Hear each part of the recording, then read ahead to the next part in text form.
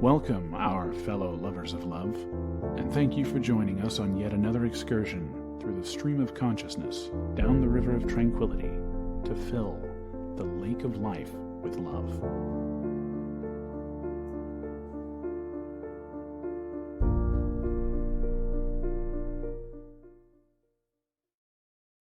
Good evening, our fellow lovers out there. So join us on Late Night Love as we dive into the raw, the real, and sometimes messy moments of life. This episode tackles tough parenting challenges like explaining loss to a 5-year-old, handling a teen in rehab, and navigating a child's unexpected Juggalo phase. Juggalo. I forget how to pronounce that all of a sudden. I don't even know what it is. They're just a unique group of people. They're kind of like furries, but different. Okay. We also unpack workplace woes from ageism and ostracism to quitting on the spot. In relationships, we explore everything from wedding snubs and betrayal to partners coming out and office flings. Plus, we get candid about intimacy struggles from libido shifts to online teasing, outshining real connection. Tune in for heartfelt advice, honest stories, and a little love for life's chaos. Well, that's almost a good one. That's a pretty good one. Yeah. I should actually rewrite these, but I don't, because I'm not a natural writer, and so I forget which one. I switch between the various AIs to write these things. I should actually keep track of who writes the best ones.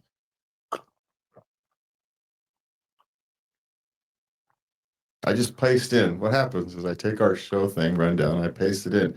Some of the AIs don't allow me to put in the intimacy questions. We can't answer those. About others do. And so you just have to take out the intimacy ones. Yeah. But anyway, and so that's how I come up with those. And what I should do is I should go through there and rewrite those to sound like me. But they're actually pretty close. So anyway, it would just be if I change that to, it would just change tense a lot. And because, yeah.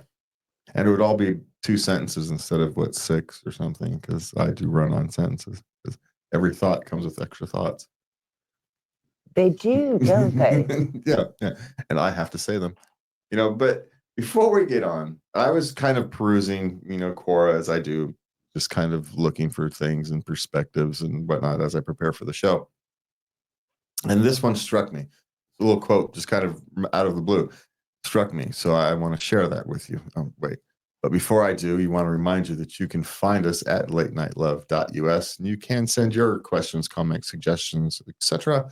to love@latenightLove.us.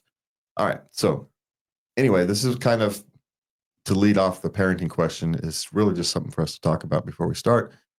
Children born of the same parents may have the same radio, but one of them may be tuned to a different channel. Mm-hmm. Yes. And the reality is all of them are likely tuned. All of them had their own channel. Are likely tuned to different channels. And so that's a good explanation of why, people raised in the same house by the same parents in the same conditions, maybe only being a year apart or something like that, really short time frame, they can have vastly different perspectives and even experiences, because their experiences differently. Even twins experience their experiences differently. Mm-hmm. And so this is something to think about as we move into our parenting question. Okay. How do I explain to my 5-year-old that she will no longer going to be a big sister? This is one of the harder things you're going to have to experience. And because you've gone through a loss, right? Yes. Whether this is the mother or the father asking it. This is the mother. And it was 6 months, and then all of a sudden, no heartbeat. Yeah. And so the mother is having to deal with a loss and then having to explain it to a 5-year-old because they're old enough to understand that something has drastically changed. Mm-hmm. And you have to explain it. Hopefully you have a husband who's present enough to kind of take over this role. and in fact, mother shouldn't have to deal with it. This is one of those things. Father, you shoulder this burden. And it just is. But if she doesn't have that for some reason, and she has to explain it to them, I'm always blunt is best.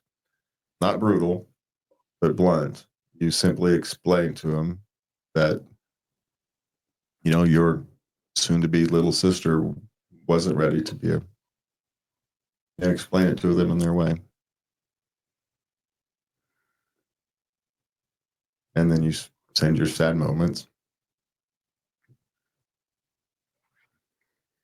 There's no other way to do it.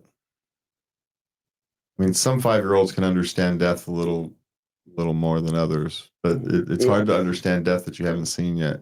Yes. It's hard to understand, death when they haven't been born yet. It's going to be hard for them to wrap around. Very difficult, yeah. And so this is one of these things where this is a father should be having this conversation. Really. Or a grandfather, a grandmother, somebody other than the mother should actually be having this conversation. Some other trusted, somebody else. Yeah, a grandparent, if the father isn't there, somebody else needs to actually have this conversation. The mother shouldn't have to be traumatized twice. That's my suggestion. You pass this off. This is the mother asking. And you make somebody else struggle with it. Yeah. So that's my suggestion. Okay, what's next? A birthday party with the infamous parent. What to do? Now, this parent is very well known, high profile, and the parties are a bit of a circus. Okay, so why do you go? Exactly. There's no real connections. So don't go. It's just... It's not your party, and if it's your party, why are you inviting them? And if it's not your party, don't go. You're not morally obligated to go to a party, even a birthday party. You pass along your, sorry, I can't make it that night, pass along your present and your congratulations for making it another year, and you move on. We're all adults here, right? You just don't make it a thing, and don't make this my suggestion. You have a right to say, no, I'm not going to go. Appreciate the offer. Just don't make it a big deal. There you go. That's almost always my kind of be my suggestion on these things.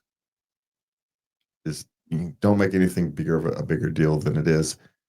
If anything, you try to make those mountains a little smaller. Don't escalate things. It rarely works out in your favor. Not that it never does, but over time, not escalating things will be far better off than escalation. 9 times out of 10. You pile those up over the years. It's just a better solution. 9 times out of 10. Okay. Just dropped my 15-year-old off at rehab yesterday, and I feel like a part of me has died. That's a difficult one. Because she went into the explanation of this downward spiral, which it was getting to the point where, the next step was going to be, like heroin or something, and it was completely out of control. An addictive personality mated with opportunities and resources is kind of the worst thing possible at 15, right? Mm-hmm. It's just literally the witch's brew of badness. And so, well, here's the thing. It takes a lot of strength for both your 15-year-old and for you to do the right thing and send them to rehab. He needs professional help. Yeah, you can't do it, obviously. He does. Obviously, maybe you've been parenting wrong, so you're going to have to examine this yourself. What role you played in this as a parent? At 15, you're still responsible, so you played some role in this somehow, some form. Not necessarily beat yourself up with, but you need to figure out what not to do going in the future. Just So you may need to change your parenting style. There's things you may need to change. So there's reflections to be done. But you've done something right, because at 15, you've decided to go off into rehab, and you were strong enough to say, okay, and do it. You both have some growing to do now. It's not just your 15-year-old. But a part of you hasn't died. That's not the way to look at it. You now have a chance for him to live. You have better days ahead. Yeah. You haven't known him for a while, and you're going to be able to rediscover each other again. It's going to be a beautiful thing. Yeah. So keep plugging on. Be okay. Okay, what do we got next? My 7-year-old eats as much as I do, a 44-year-old man. How concerned should I be? Well, 7, you should probably be a little concerned. Just feed them less. This isn't actually a huge thing. You know, you tell them, no, this is your portion. It's plenty for a child of your age and size. Anything more is you get to regulate how much he eats at 7. Now, 17, if a child is eating as much as a 44-year-old, yeah, that's just natural. Just they eat like garbage disposals. They eat everything in. But at 7, you have to make sure they don't eat too much. And that's your responsibility as a parent to not overfeed them. Sorry. Give them filling snacks, vegetables. Just don't overfeed them. He's likely not hungry. He's bored. So give him something else to do. Mm. What do you do when you're bored? What do you do when you're, comfort foods? Food is a comfort. So what is he searching comfort for? It's either comfort for past boredom, which is something I am hugely guilty of, right? I'm just bored, so I'll eat something. Don't even like food, but I'm just bored, so I'll eat something. I got 30 extra pounds sitting right here to prove it. And then the other one is you're trying to find some comfort. So, maybe fill that comfort role with something else. Time, attention, activities. Maybe he needs some structure. Not all children need structure, but maybe he does. Mm. Okay. My 11-year-old daughter has come out as a juggalo. A juggalo. Anyway, there's just these people who dress up as they're essentially harmless, but they're a little goofy. Here, watch. I'll show you. We're gonna look this up for Lovey real time. Bear with me here, everybody, while I show Lovey what this is. She didn't know what it was. A juggalo is oh gosh, I can't quite read that. A fan of the hip hop group Insane Clown Posse or any other group signed to the Psychopathic Records. They're just a bunch of people who kind of dress up and are real big into, there's nothing wrong with it per se. It's just she likes the band, she likes the music. Okay, I get it. I get it now. It has a unique culture. Yeah, this is old news. We did this when Kiss came out. Yeah, they've been around for a long time. There's nothing new under the sun. No, these guys have been around for a long time. I just was blanking on the name because I haven't heard it in a while. Really in a long while. But it's relatively harmless. I'd be more concerned if they, came out as a furry or something of that nature. But in a sense, it's still harmless. Okay. I'm just saying, yeah, it's just a cultural thing. It's a cultural niche that your daughter has. She's looking for a cultural home, right? At 11-year-old, you're looking for an identity, and she found something she connects with for some reason. Maybe she just likes the music. Maybe she likes that everybody paints their face. Who knows? Who knows what it is? But it's relatively harmless, and most likely these things Still 2 passed, right? Oh, they passed. At 11. Most 11s are what? Moana or something, some Disney song. And she likes, strange rap groups. It's the same thing. It's like the difference between vanilla ice cream and what that mint chip stuff, that I don't know who the heck eats, but enough people eat it. But I got a word of advice for this parent. Yeah. The teen years are going to be fraught with this kind of stuff. Okay. They just are. Yeah. So just be prepared. And here's the thing: don't give them this kind of thing to rebel over. Just don't do it. No, yeah. Don't just leave it be.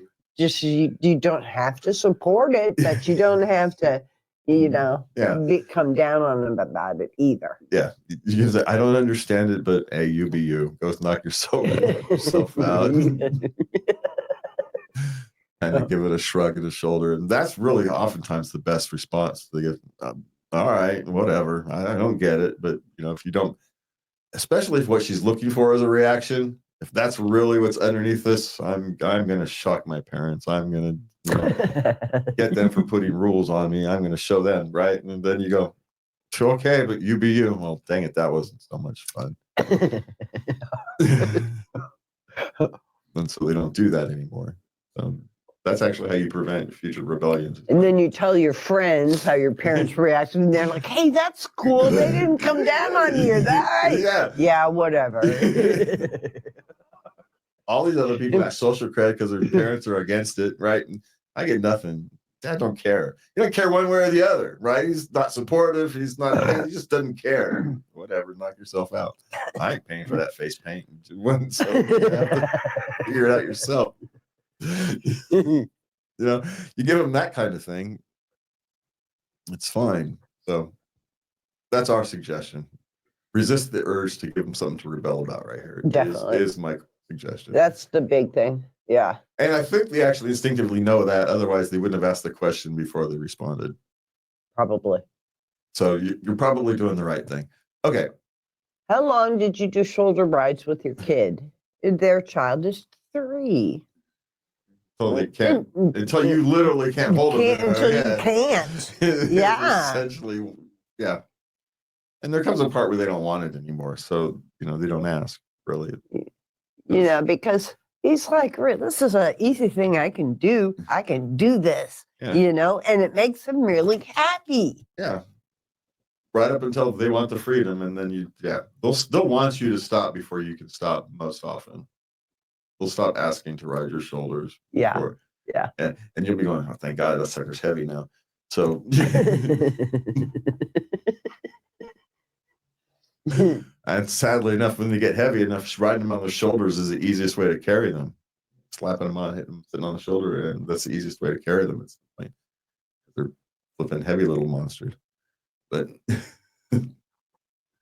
yeah, kids like riding at 3, ride them, they're fine. Leave them alone.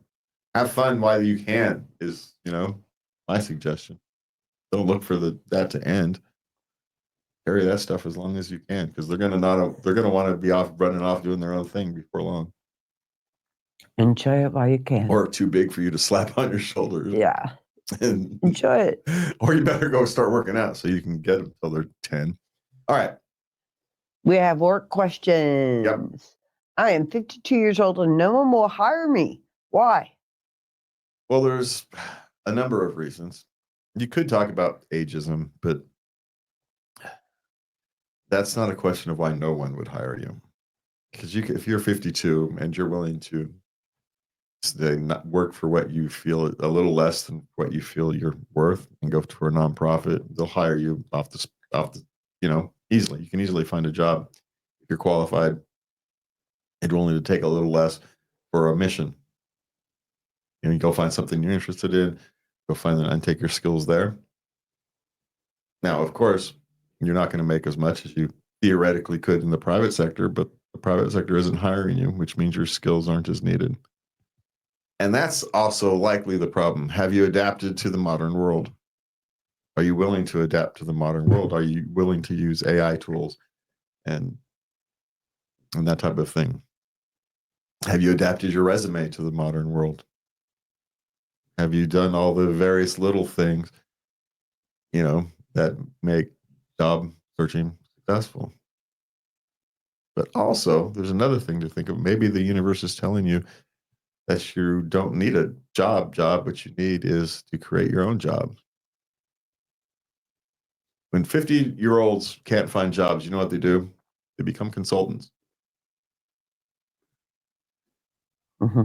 independent contractors, or they start their own business, depending upon you. If you're a tradesperson, then you start your own business. Use the network you've built over the course of time to start yourself on a different career path. But that's also maybe what it takes. Maybe it's not that they won't hire you. There's a lot of shrinking businesses, business niches. And if you're not willing to step outside of your comfort zone and try something different, use your transferable skills to try something different, you're going to struggle because maybe your industry, your specific niche is, I don't want to say dying, but shrinking. Okay. Or the need for human resources is shrinking because, you weren't replaced by a person. You're replaced by a person using AI who can do your job 10 times faster. Which is no different than when someone started doing sewing machines and the electric sewing machines. And then, this just happens. It's just is. It's the nature of the beast. Well, I have to say I was reluctant to use AI, but I'm fast becoming a fan. It's just a tool. It's just a tool. It's no different. It's fundamentally no different than a hammer or we used to have typing pools. Yes. Secretary pools, people who do nothing all day but type. We no longer have those because we all got these things called word processors. It wasn't even the computer that killed the typing pool.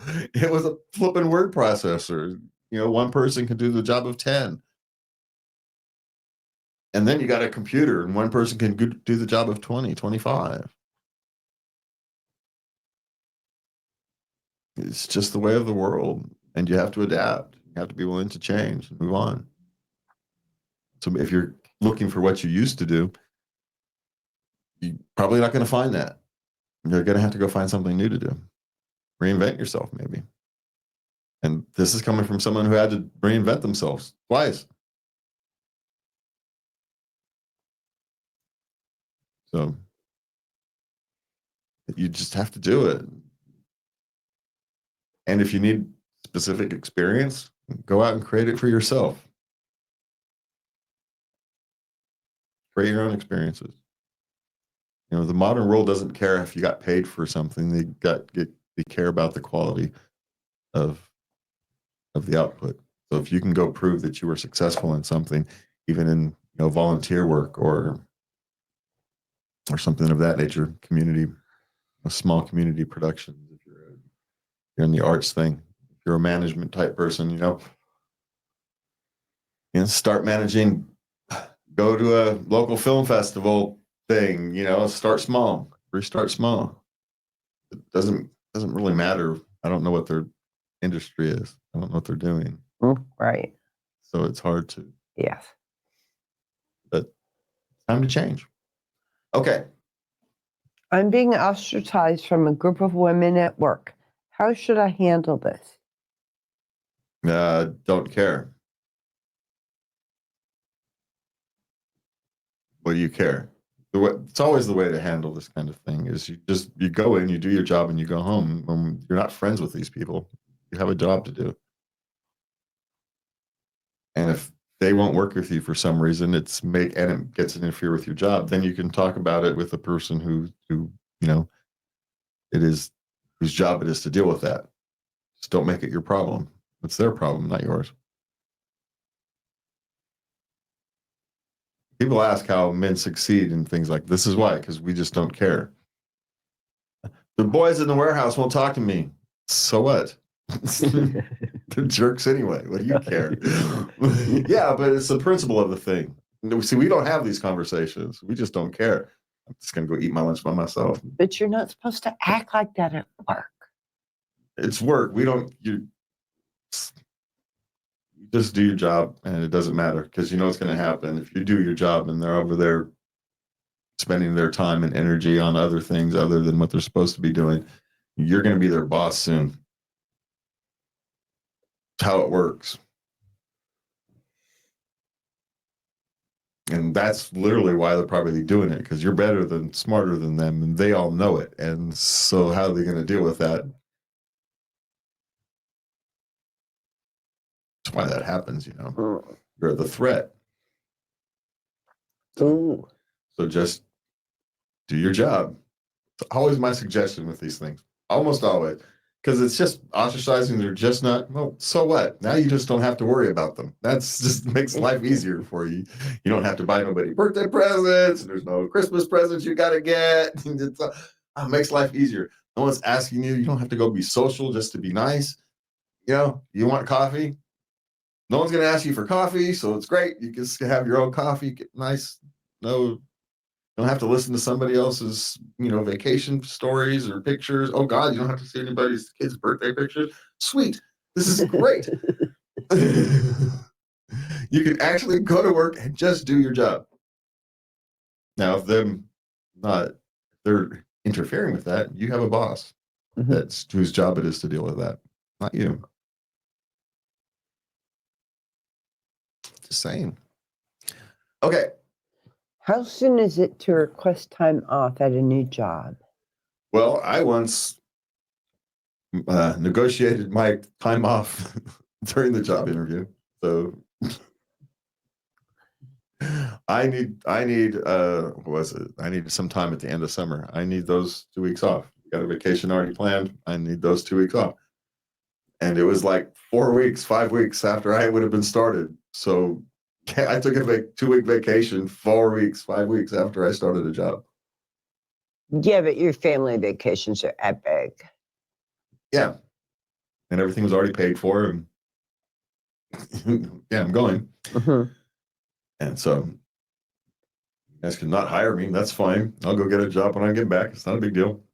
I'll get another job. Not worried. Yeah. So they hired me. And then I went and worked for 4 or 5 weeks, and then went and took a 2-week vacation. Now, wasn't a paid vacation. Right. But it was 2 weeks off. So theoretically, if you're good enough, you can do it in your job interview. Being good has its privileges. I'm just saying. Being the top candidate has its privileges. No, my sister would say that is the kind of male confidence that I want to have. Y'all are just confident. You're just in it. No, we just don't care about the result. It's not that we're necessarily confident. We just we'll get another one. Yeah. If I get this one particular job or not, it's not going to be the end of my world. There's another one out there. And if not, I'll make one. But it's fundamental because we don't care. You got to remember men's experience. We get thrown out the house at 18, right? That's the theoretical. You're on your own, no support. Women are rarely kind of thrown out without support when they're young. It happens when they're older. That's a different thing. So men are trained from a real age that you're disposable. You're draftable. You can be told to go charge that machine gun. There's a psychological consequence to that. Both good and bad.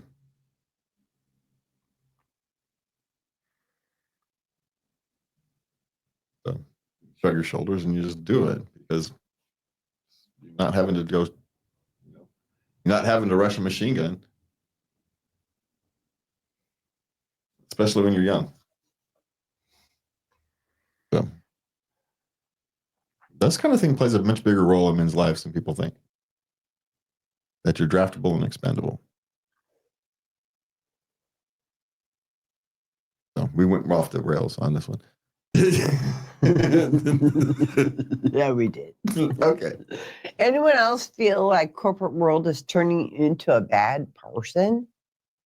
No, but I also don't work in corporate world deliberately, so I would have never survived corporate world. Time would have driven me crazy.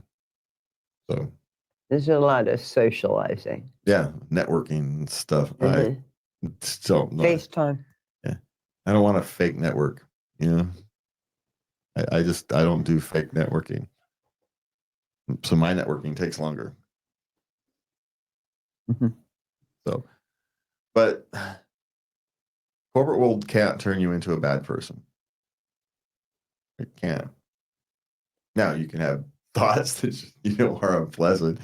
The stress can make you think about things that you won't do, but maybe it's yourself. These kind of thinking is saying maybe I need to get out of corporate world and move into, something smaller. Like nonprofit? Well, that's going much smaller. You're talking major corporations versus, a nonprofit. There's a lot of room in between those two. Oh, okay. You don't have to go that far. But a good mid-sized company that still has, a family feel, even if it's not reality, at least it feels that way. Sure. There's lots of those. You lose the theoretical upward potential. Maybe you're good enough to go off and start something on your own. People do it every year, every day. Yeah. Success rate isn't, success, depending upon how we define success, is or not necessarily very high, but you try enough times, people become successful. So, but don't let anybody else make you become a bad person. You can change your circumstances before that happens. Yes, you can. So get the heck out of there. Yeah. Okay. Coworkers kind of driving me nuts. And they sit close to each other like 6 hours a day. Yeah. The only thing you can really do in this kind of thing is to change the situation, go try to find a different job, which is a difficult thing to do, to tell people, which we've done a number of times in today's episode in this economy. Right? As people are losing their jobs, in various industries. Mm-hmm. If you're a writer, especially in some niche industries, and it's not even AI that's replacing your job. It's just your job was never really supportable in the first place. You were living off venture capital, the hopes that it would pay off, and it just didn't.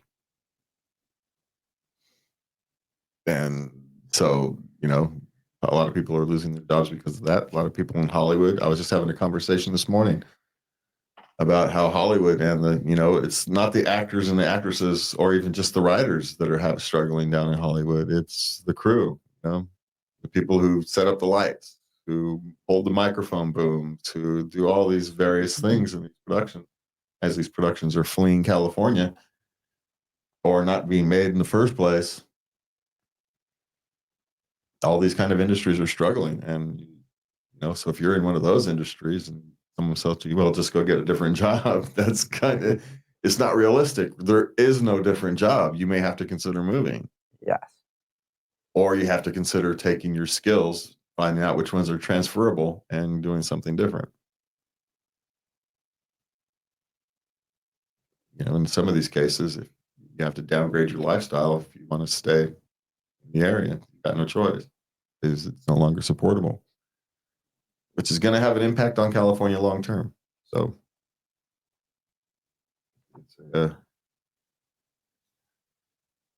question is, did we kill the goose that laid the golden egg? Maybe we did. Okay. Oh, not sure what we answered about the coworker driving you nuts. Just try as best you can to do it, to ignore them and kind of move on, right? Put your theoretical blinders on, learn selective hearing, all that kind of thing. Selective hearing. Yes. That's the best thing you can do in that situation. Okay. Manager wants us to log in 10 to 15 minutes before shift. Okay, if he's willing to pay you for 10 to 15 minutes before your shift, then you can log in 10 to 15 minutes before your shift. But really, that means your shift is going to end 10 to 15 minutes earlier. Yeah. That's how that works. So they're going to be paying you 10 to 15 minutes of overtime. Overtime. Yeah. That's how that works. Sorry. We get it. Some of these, especially people come from other places, you don't understand how things work. But yeah, if it takes a couple minutes, sorry, you're going to have to pay for the couple minutes for your employees to get ready to get working. Sorry. It's the way it is. Yeah. You kind of got to be there by a certain time. And here's the suggestion. If you as a boss is micromanaging your employees down to 5 or 10 minutes things, you're doing it wrong. You shouldn't be set up where that matters. Like even if you run an assembly line, the assembly line didn't turn on at 8 o'clock or 7 o'clock whenever we started. It turned on at 7:15, 7:20, when everybody had a chance to kind of get in, get settled. Right? You didn't any safety meetings or any pre-meetings happened on the clock. No one had to come in and spend that 5 minutes saying, okay, those things happened on the clock. Uh-huh. So these things happen on the clock, and your boss doesn't like it. Well, he's going to have a tough time with the labor board in your selective area. So, but not just with that, with his employees. Employees don't appreciate that either. So, stand up for yourselves. Is my suggestion. Okay. Handed in my 2-week notice and was shown the door. We've talked about this here before. 2-week notice is a courtesy. And you have to understand what you're telling them is, I don't want to work here anymore. So why do you think they still want you to have access to things? Right? Isn't that the... Oh, yeah. Yeah. Yeah. And give us your keys. Yeah.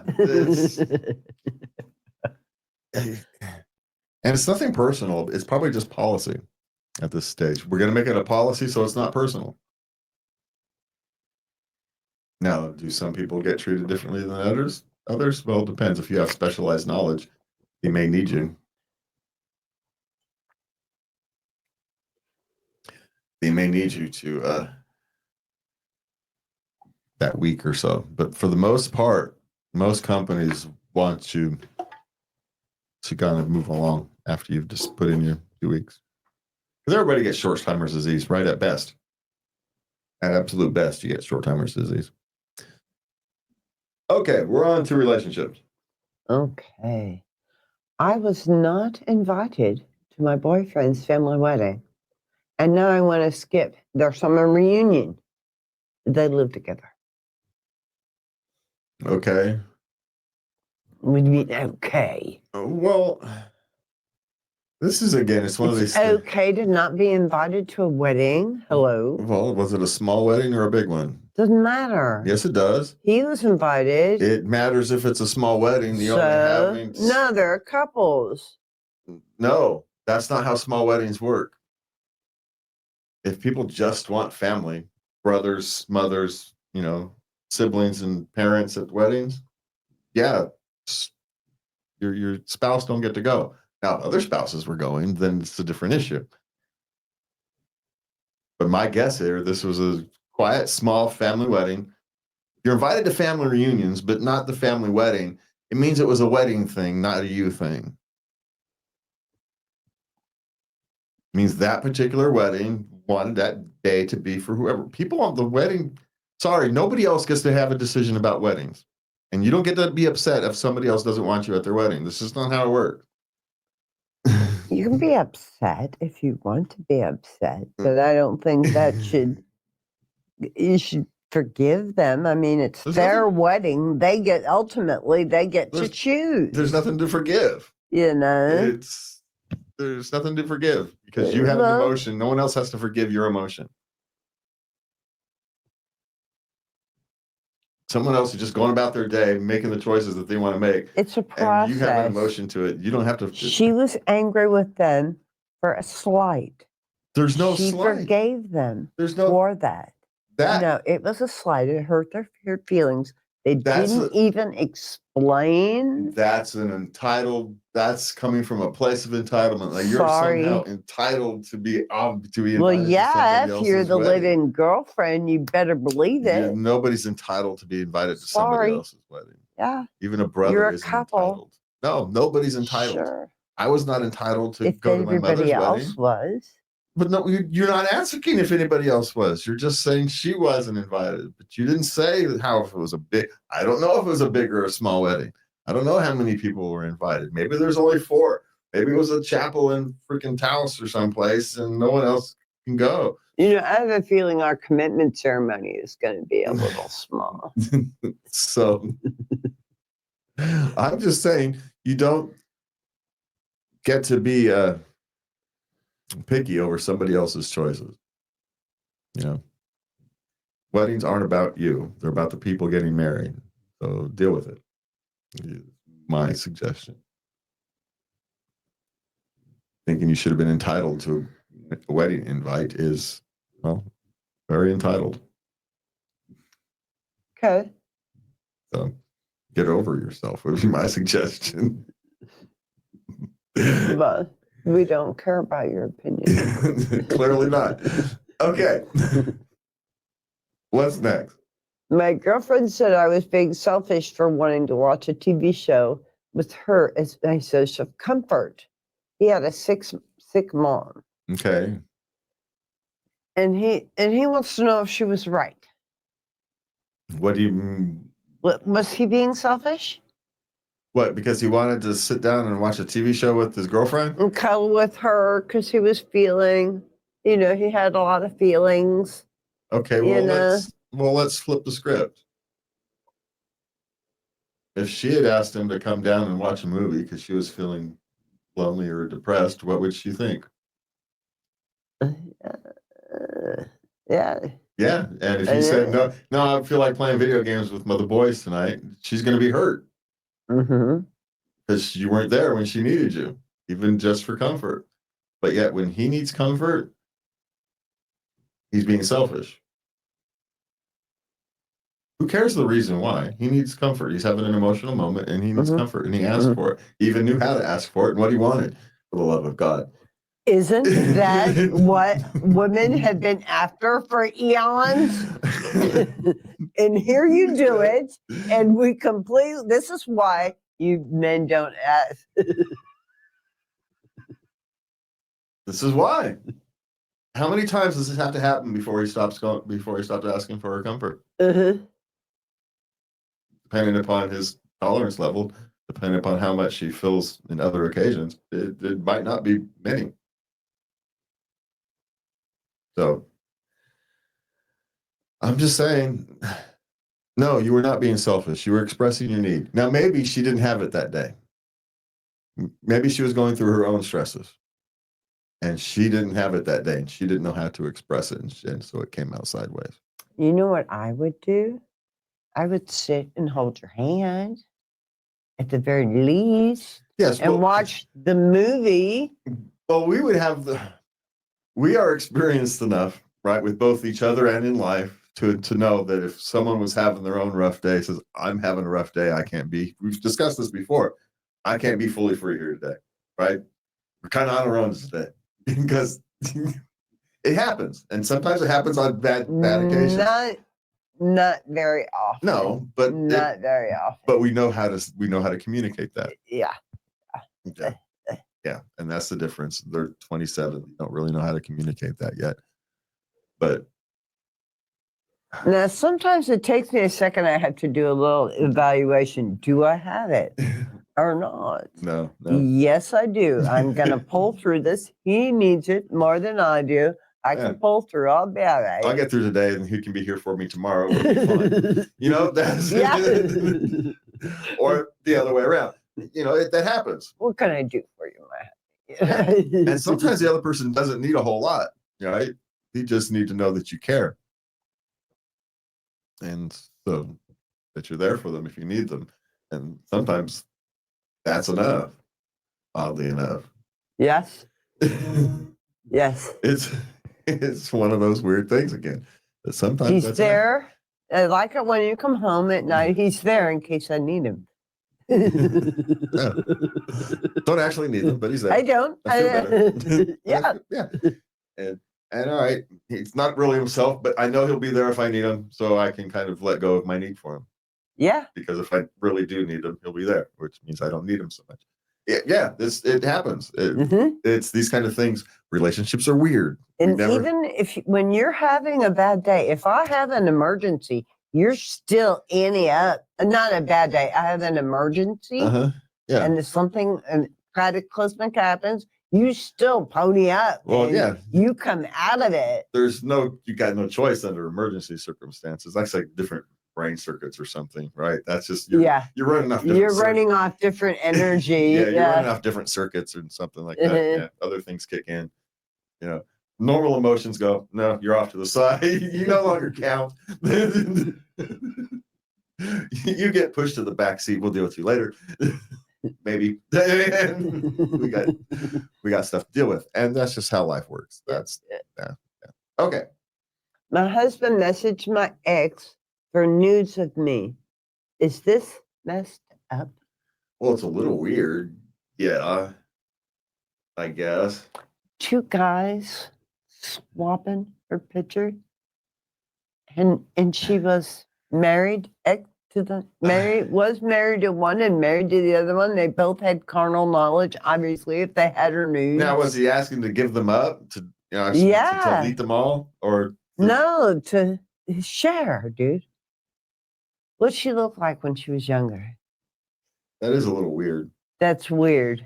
Yeah, they're also millennials, right? They're 29, so they're weird. I don't know, or there's 29. Gen Z people. Stop it. I don't know. Probably me, dude. There's a weird generation. Bizarre. Stop it. I don't care. They need to be taught that this is not okay. No, that is not okay. But people under 30 are weird these days. I'm just saying. These are the Tide Pod people, right? Oh, man. Yeah. I don't know a whole lot of I know a 32. Yeah, it's the Tide Pod generation. Growing up, this is what this is. My friends are older. They're not thinking through their thoughts. They're just emoting. They're not thinking. It's a consequence of that. Now, what does she do about it? I don't know. I suppose you do what wives have done forever. There's a number of ways you can handle that. So pick one of the traditional ones, I suppose, would be my guess. I'd pick all 3. So there you go. I'd be that upset. So there's your answer.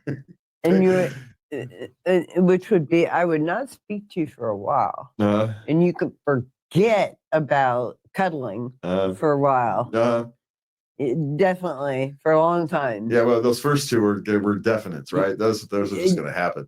And all pictures. I went proof all pictures are deleted before any of the other 2 come back into being. Yeah. So I wonder how she found out. Did her ex tell her, or did her husband tell her? I forget. Anyway, not that it matters. I'm just saying that it's just I don't know. And maybe it's reconsider the person who you married. Might be on the table. I'm thinking, but he's already seen you naked, so I don't know. It's more of the goofiness, I suppose. Moron. Okay.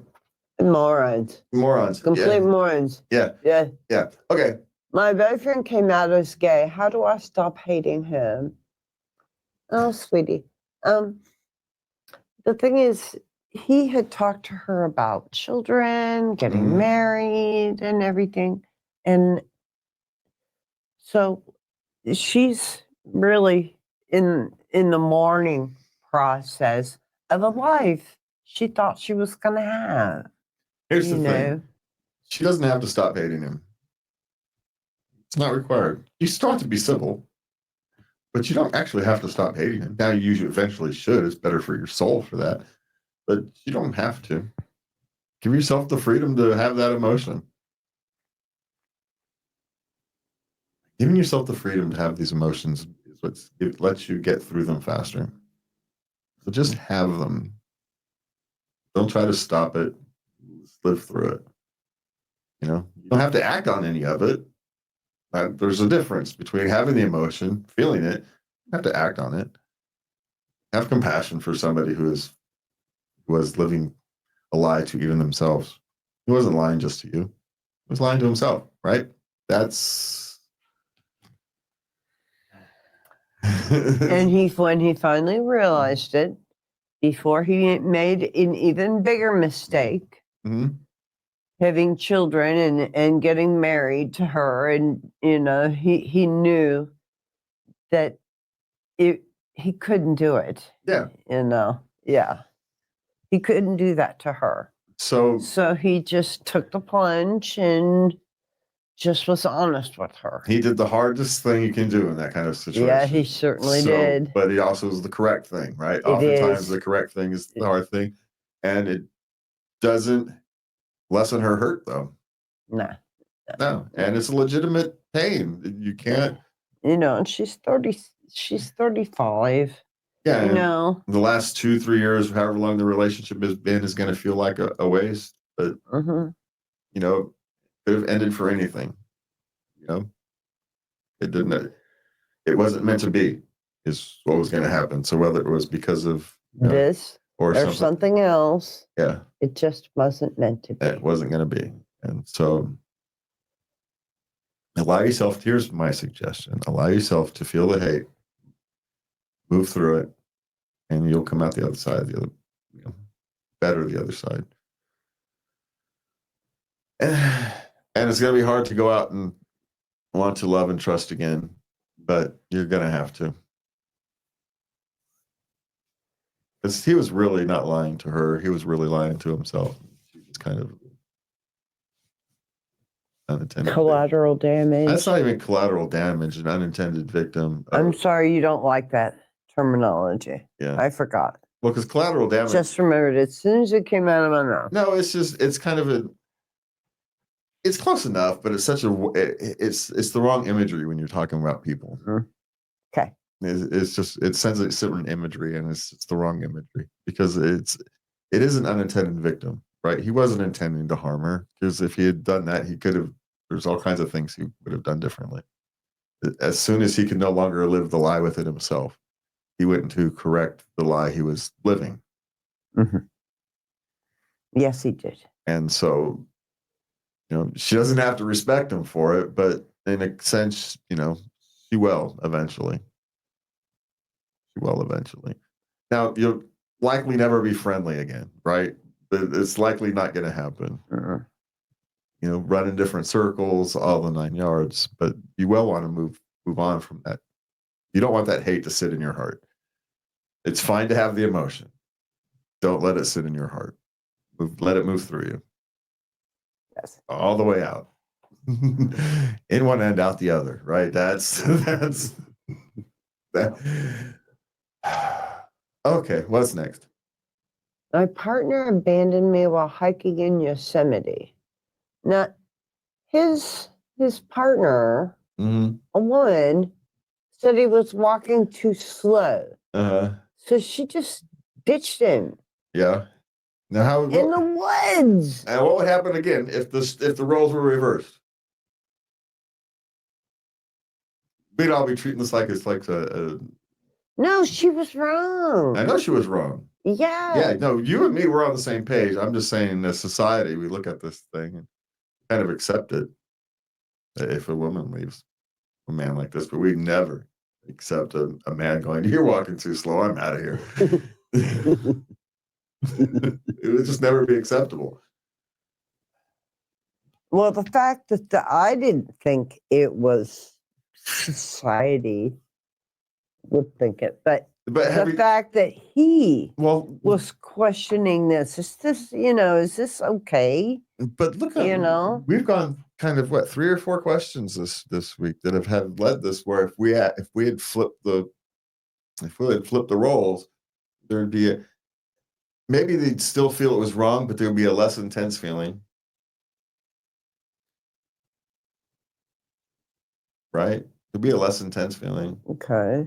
There would be a more intense feeling if a husband has abandoned his wife in the middle of walking in Yosemite because she was walking slow. We'd have a visceral, and rightfully so, have a visceral reaction to it. But when it's the other way around, we go, well, it's wrong. But when no one's really worried about the man finding his way back. I was. Well, he clearly He's made a it back. slow walker. There's bears. You ain't running a bear, so that ain't gonna matter. Yeah, but with 2, you can, No, Two he was bear people. meat anyway because they're gonna turn and they're gonna run, and guess who's likely slower runner? And so You're not supposed to run from the bear. Yet you're not supposed to, but guess what? We're humans. We panic easily. And you don't got to be the fastest one. You just got to be faster than the slowest one. So that's how herd safety works, by the way. You don't have to be the fastest. You just have to not be the slowest.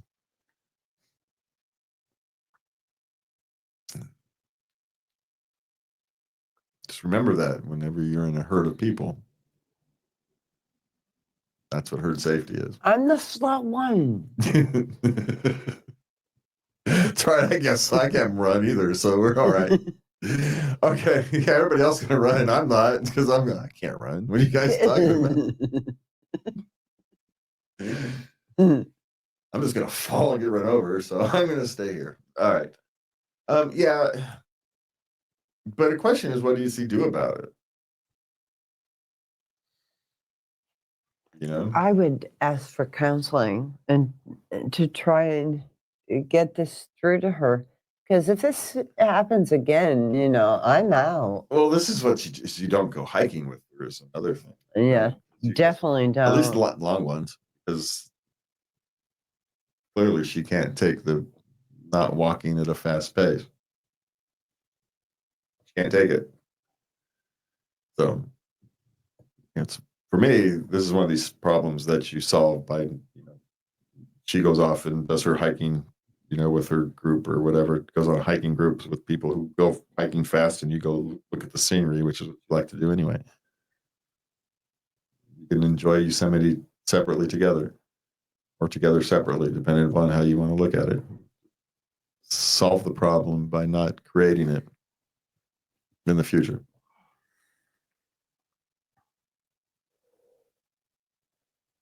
She'd be on her own.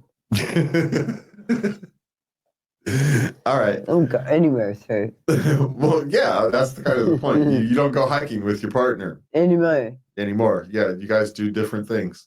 Yeah. You go to the same place and do different things. She goes on a hike with the hiking group, and you go and you look at the pretty things and this pretty scenery and take pictures like you want to do in the first place.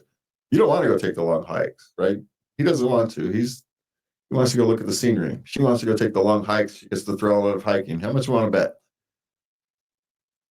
And so they're actually out there wanting different things. Yeah. In the same place. He wants to take pictures and look at things and take his time.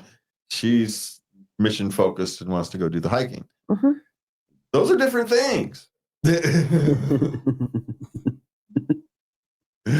And so it's perfectly fine to want these different things, but you shouldn't hike alone. So she needs to go find a hiking group. Now you can go around and look at pictures and take pictures and look at all the pretty things by yourself. Take the trolleys and take the trams. That's perfectly fine. There you go. So you can do these things together, and you go back, you meet at the campground back at the end of the day, and you share your stories. It's a perfectly fine, acceptable, and fine way to experience the beauty of Yosemite. You don't have to spend every moment together. Okay. My wife had a brief office fling, and she doesn't know I know. Confront or bury? Well, how long do you really think you could bury it? And why? And if she thinks she can get away with it, why wouldn't you do it again? There's a bigger fundamental problem that whether you confront her, that has to be dealt with. Well, he's ignoring the fact that she simply did have an affair. Yeah. And you're right. If she gets away with it once. Yeah. Well, the likelihoods increase, right? She's at least prone to it.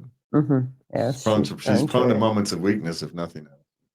But maybe there's, stresses going on and something unique stresses or something that is causing her to act abnormal. But we have but that has to be dealt with then. So regardless, there's something that has to be dealt with. There's either something abnormal that's causing her stress and it's causing her to act differently than she normally would, act out of character, which means there's something that needs to be dealt with. If we're being kind. Yes. Okay. We're being kind. Or there's a fundamental flaw in your relationship that needs to be dealt with. So either way, there's something that needs to be dealt with. So yeah. That's kind of our answer to that one. Okay. All right. So that's it. We're on for intimacy questions now. So this is a bit of a fast hour. Wow. Okay. Girlfriend's birth control killed libido. Self-pleasure banned. What do I do? Okay. Now let's be clear. This is 21. They're both 21. Mm-hmm. And if her birth control killed her libido, she needs to talk to her doctor and have a different. They overdid the. Right. She's on the wrong thing. Yeah. Try something else. Yeah. Talk to your doctor and try something else. And B. And B, how the hell is self-pleasure banned? Are you morally against it? Which is okay. It's perfectly fine to be morally against your own. No, the girlfriend says he can't. She doesn't get to make that decision. She can say, don't be discreet. I don't want to know. Those are all valid things, okay? But she doesn't get to ban self-pleasure. She doesn't get to control what you do with yourself. It's not. That's not how relationships work, hon. No. No. So you got two things you have to deal with. One, you're going to have to convince her that the medication birth control shouldn't completely kill libido. It might alter it a little bit, but it shouldn't kill it. So that's a discussion with her doctor. And two, she doesn't get the right to tell you what to do with yourself. No. She can tell you she's uncomfortable with it. She can tell you she doesn't want to know, all these various kind of things. But that's her problem, not yours. Because correctly, those two things should not be connected.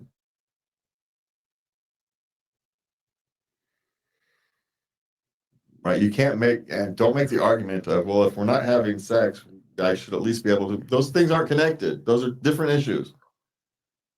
These are two separate issues. If he were still having sex, he would still self-pleasure. Well, he still has the right to. He has the right to. He can choose. He may not choose. He may choose not to, but that's a choice. He has the right to choose to or not, and that's completely separated from the libido issue with his girlfriend. Those are two completely separate issues. Yes. Yeah. So that's all I'm saying. So you treat them as two separate issues. Don't mix them up in the conversation. Those are two completely separate issues. Because you want to solve the actual problem. You just don't want her to agree to have sex just because.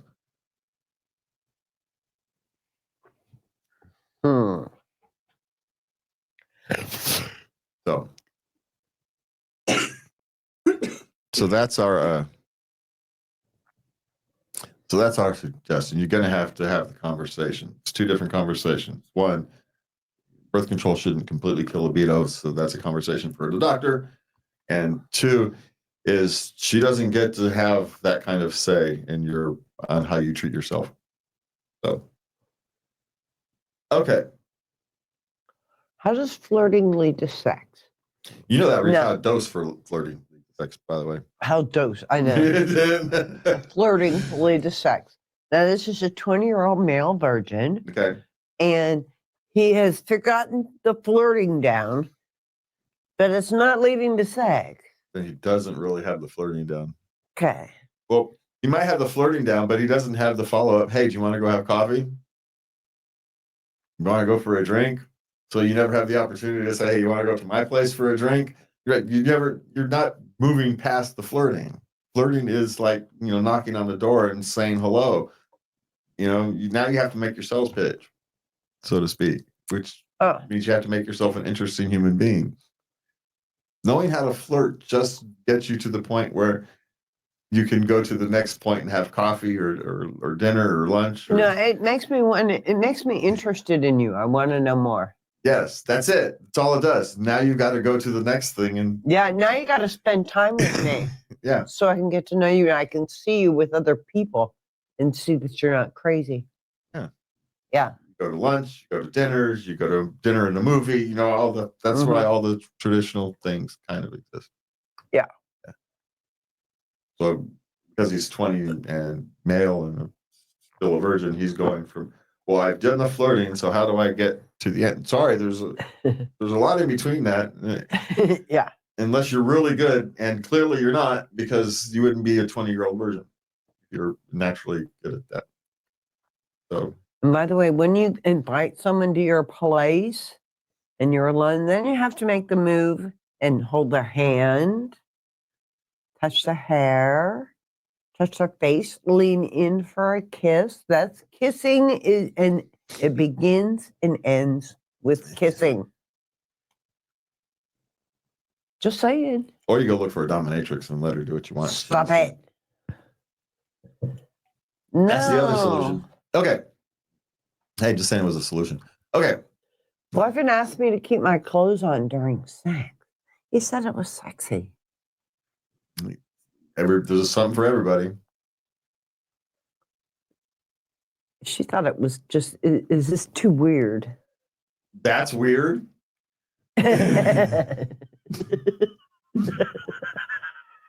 Of all the things to be weird, that's weird.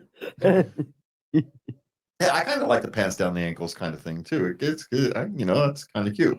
Uh-huh. So there's nothing weird about it. It's just, he's brave enough to actually say he wants it, and that's your thing. That's going to bother you? Of all the things he could come up with, that's weird. Be happy. Yeah, I'm just saying. Just go with it and be happy. Don't wear your best. That's all we get to say. At some point, he's going to ask you for a maid's outfit and all these various kind of things, and that's. You could be proactive and get a little French maid outfit. Yeah. Find out what he likes, that kind of thing. But so that's likely where that's going to go, and be happy. That's his, Yeah. Yeah. If that's weird, then you got off easy. Great. Now I'm thinking about all these little outfits I could buy. See? Have some fun with it. There you go. You could be Dorothy from The Wizard of Oz. Dorothy was a little young, wasn't she? Oh, sorry. Yeah, be careful. We all know the schoolgirl thing, but schoolgirl thing, you're talking freshmen in college. High school, not college. College okay. freshmen. Let's be clear. Because you can easily go too far. So be careful, but have some fun with it. There you go. Okay. Can one be too wet? Well, a towel will work. I was just going to say, what's the harm? Except for you got to change the sheets. Yeah. I mean, what the heck? Well, can it on occasion make it a little difficult or something? I suppose you can get a little slippery in it. But that's what a towel's for. Don't make it a big thing. But I don't think it. I mean, the actual act itself, I don't think it would hinder in any way. Well, no, it can make you some obnoxious sounds, I suppose. Yeah, You know, that's about it. or, you know, depending upon positions, it can make things slip in and or out easily. You know, there's, you know, it could theoretically make things harder. Mm-hmm. You know, but generally speaking, that can be solved with a towel. There you go. Yeah. Okay. I didn't know teasing online would turn me on more than real sex. Why is that? Oh, you want to know why? Because there's no repercussions. Real sex comes with things like anxiety and potential repercussions and things, and you get to be completely free and just turn it off and go back to normal life online. It's freeing in a sense. In real life, there's farts. Yeah, you know, it's things happen, and it's like fantasy lands. Everything's perfect in fantasy. Everything's perfect, yeah, online. Yeah. Yeah, it's all perfect.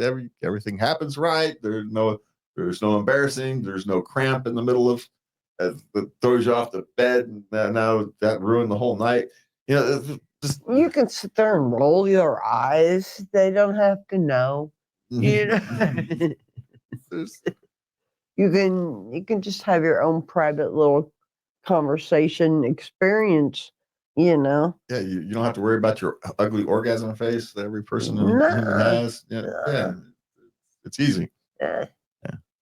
So, yeah, from a logical standpoint, sure, it makes all kinds of sense.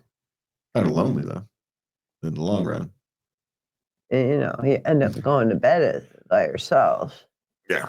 So, and and here again, what happened to the kissing? It doesn't count if there's no kissing. I don't think so. hey, all right. So we got the last question of the night. And how is this one the last question of the night? But sure, why not?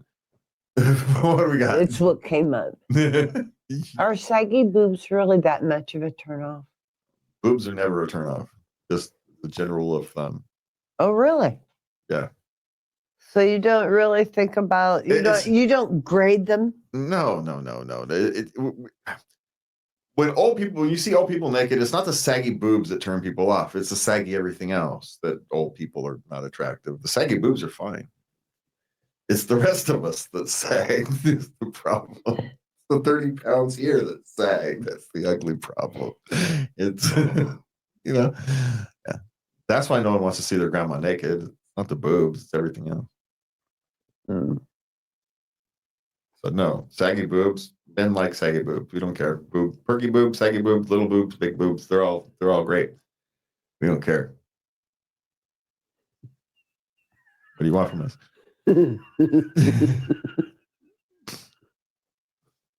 Because they're boobs. That's what I'm saying. All right, that's us for that. For somehow, that's it for us tonight. I survived the show somehow. We will see you next week.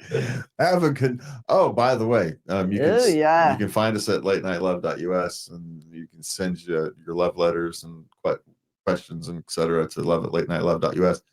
And we are, instead of last week, we were wrong. By the way, last week we said we were going to change formats this week, but we didn't. We're going to change them this week or last week, this week. Anyway. And so 2 days from now, we're going to do a show, and then we're going to put it out a little differently. Yeah. So we're doing 3 segments 3 times a week. I think probably Tuesdays, Thursdays, and Saturdays. Yeah. I think life questions. Then we'll do parenting stuff on Thursdays, and then we'll release the love stuff on Saturday. All right. All righty. So have a good week. From me and Lovey, please remember, love everybody. Good night.